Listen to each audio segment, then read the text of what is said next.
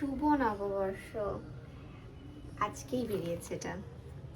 এই যে, যদিও 17ই এপ্রিল লেখা লেখা আছে, কিন্তু আজকেই পাওয়া যাচ্ছে।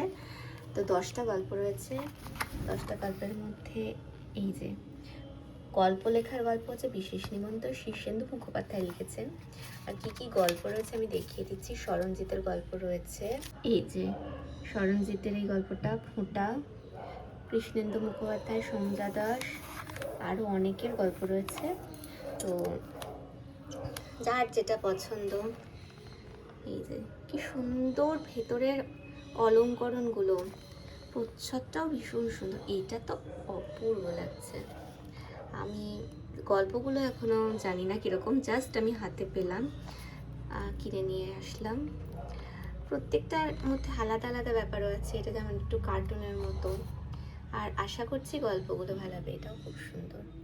এটা ওই ফোঁটা গল্পটা, স্মরণজিৎ চক্রবর্তী। তো খুবই পাতলা, মাত্র 35 টাকা দাম এই পত্রিকাটির, দেশের। তো এই যে এর সাইজ দেখে আমার মনে হচ্ছিল বাবা আদৌ ভালো হবে তো। তারপর মনে হলো যে ঠিক আছে, নববর্ষে 35 টাকা দিয়ে একটা 10টা গল্পের একটা বই কেনাই যায়।